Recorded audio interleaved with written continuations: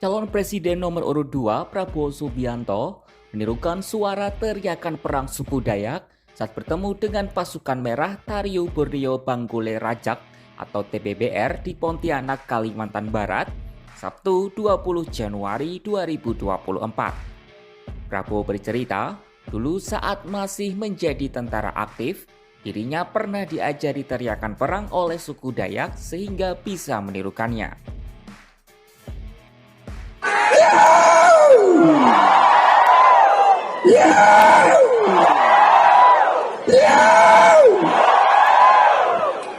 Saya mau cerita dulu waktu saya masih prajurit, masih aktif. Saya dibantu oleh beberapa orang sukarelawan Dayak membantu saya sebagai sukarelawan melatih pasukan saya. Makanya saya masih ingat tadi itu teriakan perang.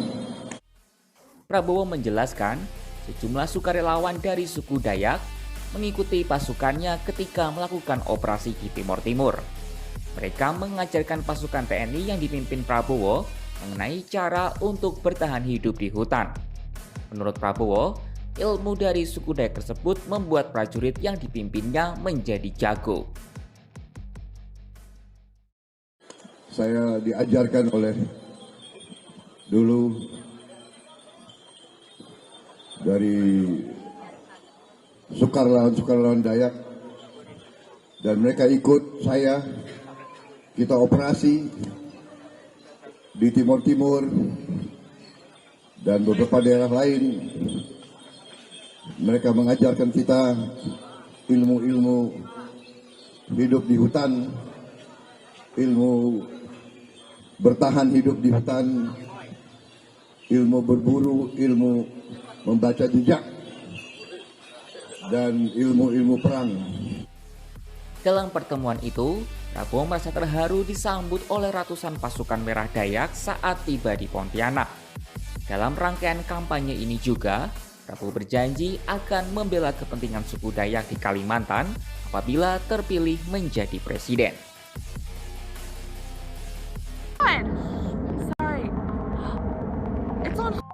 Beginilah detik-detik pesawat Boeing 747 dilalap kobaran api saat masih mengudara sebelum akhirnya mendarat darurat di Bandara Internasional Miami, Amerika Serikat pada Kamis 18 Januari 2024. Pesawat Boeing 747 yang dioperasikan Atlas Air tersebut seharusnya terbang menuju San Juan, Puerto Rico, namun terpaksa menghentikan perjalanannya karena mengalami kebakaran mesin. Adapun momen kobaran api yang membakar pesawat Atlas Air itu terekam kamera warga dan sempat viral di media sosial.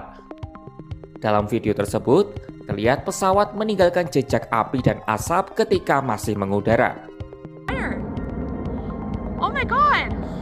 Sorry. It's on. Mom!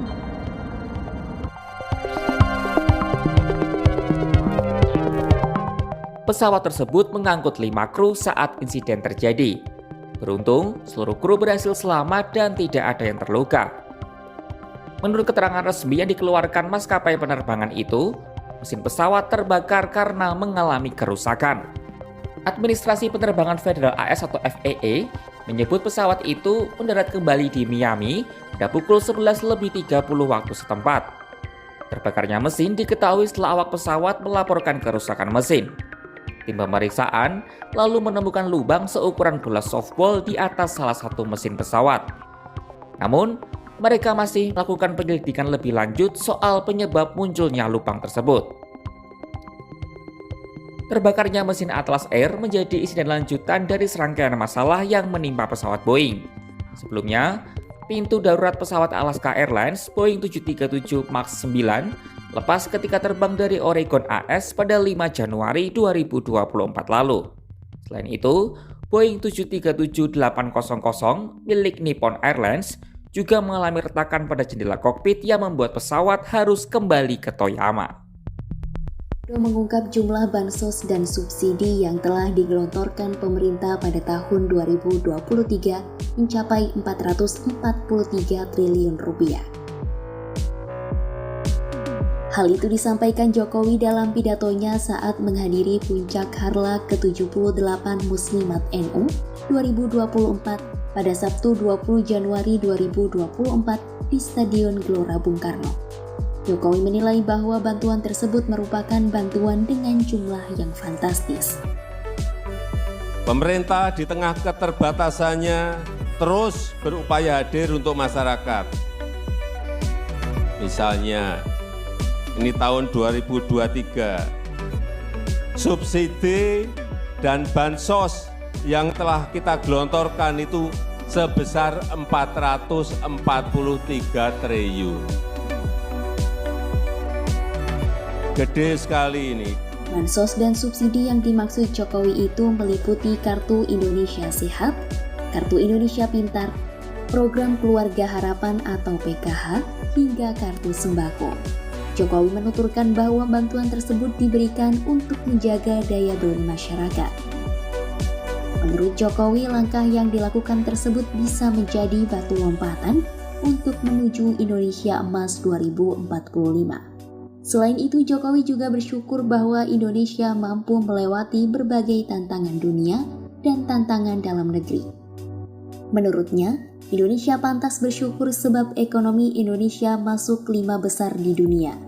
Pencapaian itu merupakan hal yang positif dan didapat berkat peranan seluruh komponen bangsa. Kita sekali lagi patut bersyukur dan bahkan kita termasuk 5 terbaik dunia untuk urusan ekonomi. Patut kita syukuri.